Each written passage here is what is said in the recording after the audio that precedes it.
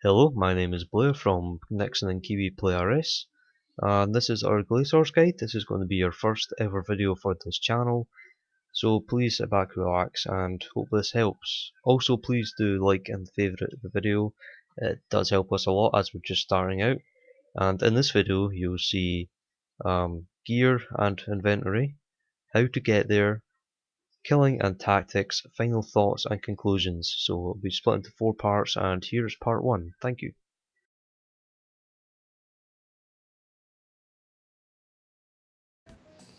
What's up, guys? Blair here. I'm joined by Kiwi. Say hello. Hello. Hello, Kiwi.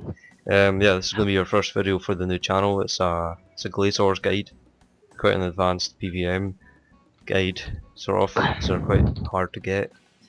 But yeah, what you can see now, this is the basic gear you want to use. I've got, in case you can't tell, it's in the crap barrels look. It's Aram's hood, Aram's rope top, and Aram's rope skirt. With Staff of Light, you can swap this out for a chaotic staff if you have one. I don't have one. Spectral Spirit Shield just for a little bit of mage defense because their magic hits through prayer. Infinity Boots, Barrel's Gloves, and a Ring of Wealth. I always have a Ring of Wealth on. You don't have to, you can use something else if you want.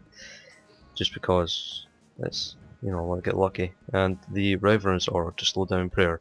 Also use the Arcane Stream necklace. I have the Blast because I lost the Arcane Stream. That was silly of me. I couldn't be bothered getting the full one back. So yeah, this is the gear setup. You can pause the video and you can gear your guy up to look like mine's if you want. I've got the I don't know how to pronounce that. Cloak free, the Arde cape free. You can that's got a good magic attack. That's why I use that. And yeah, so now we're going to switch over to the inventory. And you see in my inventory I have 3 overloads. You can swap these out for magic pots, or you can use a Walpertinger. Or yeah, I've got the rapier for melee the minions because it saves a lot of runes. The minions are what you spend most of your time on killing, so the rapier is worth taking. If you don't have a rapier, you can use a whip. That's really all that. And then got 3 prayer renewals to match the overloads. Each prayer renewal will last 5 minutes as well as an overload. And I've got the enchanted Excalibur for healing. If you don't have this, you don't have to take it. Let's just keep your tune in the background. Sorry. Anyway, you can use the Excalibur. If you don't have it, you don't need to take it. I just use it. It heals you 400 life points, which is good for an overload because that deals you 500 damage. The X will heal you 400. I have 6 prayer pots. These will last you. These are enough to last you for the trip. This trip will be roughly an hour long because you can tell by the overloads. Each overload is 20 minutes. I've got my Armordale shards. I'm saving up to 100 so I can make my own staff eventually because I'm not going to pay 10 mil. That's quite a lot. Unicorn healing scrolls. Fairly simple, just for healing. 3 brews. And that's meant to be a super restore, so I'll swap that out before we start. Home teleport, unicorn, and fire surge runes. It's important to use fire surge here because fire surge deals 2 times the normal damage you normally would. So yeah, I'll pause the video now and I'll be back when I'm ready to show you how to get there.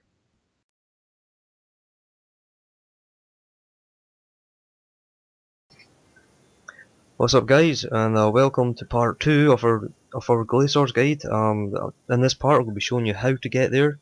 Basically, the first thing you want to do is you want to find yourself a fairy ring, and you want to use the fairy ring to get yourself to the main fairy ring here. The best way to get to a fairy ring, you could use the Slayer's ring and teleport to the Relica caves. That takes you right next to the fairy ring.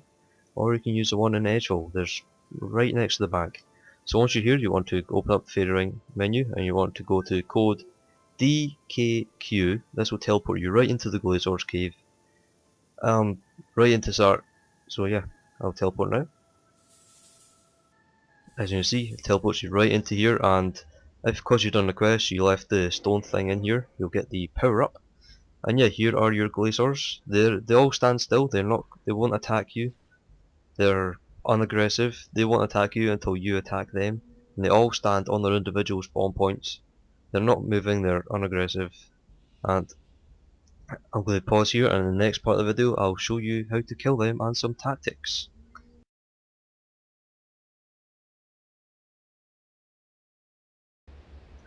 Hello and welcome to part 3 of our Glacor guide. In this part of the video I'll be showing you how to kill them and what tactics to use. Okay, so first thing you want to do is when you're ready to attack, you want to pop and get your enchanted Excalibur and use a special attack. Also you may want to summon your familiar and use the healing aura. Use it once and that should be enough. Now first thing I want to do is, these attack you very slowly so you can clearly see which mage style they're using. They use either mage or range just to kill you, and they do have a few specials which I'll talk about later. So first thing to do is, if you have soul split, you want to turn on your soul split and just attack the Glacor, and you can see the first hit usually doesn't hit, so you have plenty of time to change. Okay, it hit me there, but it's still the soul split did heal me enough to cancel it out. Now, as you can see, these low attacks they're really slow. Okay, and now it's just spawned 3 minions. As you see, the attacks are still really slow, and yeah, make sure you want to have auto tally off during this. And when you've got the 3 minions here, you want to watch out for this red one because he actually explodes and can be rather annoying. Deals you half your damage. Then switch to your Reaper. There's no rush to kill these. No one can attack that Glacor while he's away. The one, if you were to rush, the one you want to kill first is the sapping Glaceling. It's the sort of greeny blue one. This one, it will drain your prayer points for every time it hits you. It will drain your prayer points by 10. Even though you've got Protect from melee, it will still drain your prayer points by 10. Okay, I see, I don't know if you saw that. The little blue orb came. Oh wait, I was going to quickly dodge this. Always move away from when this guy's... I'll explain these minions later on, but quickly now, you want to dodge him at all times really, when his HP bar gets full. This one, the Enduring Glacor, is the one you want to kill second, and he has extremely high defense the closer he is to the mothership. This is the mothership here, the main Glacor. The closer this Enduring Glacite is to him, the higher defense he has, so the less you'll hit. And once again, you want to watch out for the bar, and once you've killed all 3 Glacors, remember you're in no rush to kill these at all. You want to get your Staff of Light on, and the Fire Surge, and get ready. If you remember what attack style the Glacor is using, he'll just stick that on, like Prey Mage here. So I want to kill him. As you see, the attacks are super slow. You can clearly see how now he's changed to range. I mean, they have a max set of 300, which isn't that high considering 999 life points. So yeah, you can. This is a special here. All you have to do is dodge that. These little spikes will pop out the ground. You can clearly dodge them. They move really slow. Like if, for example, if I show you how to soul split flick these, right? You can soul split flick. It just died. So you have enough time to soul split flick them before they actually attack gets you. Like I'll explain this in this next kill in a second. I'm just going to quickly pause.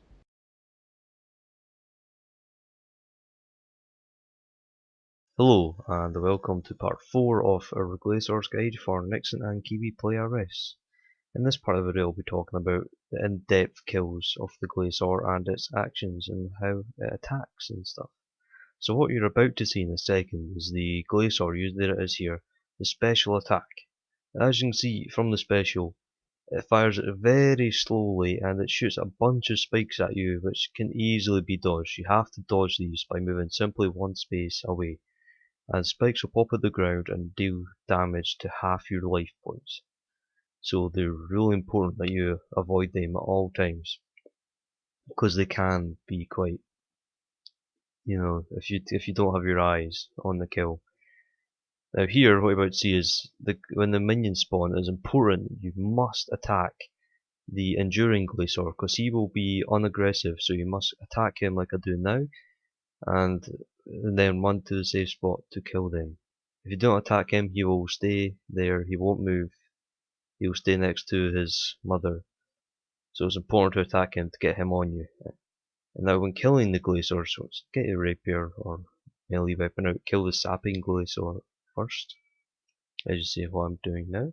With soul split on, if there's one minion on you, you can afford to use soul split. If there's two, protect from melee.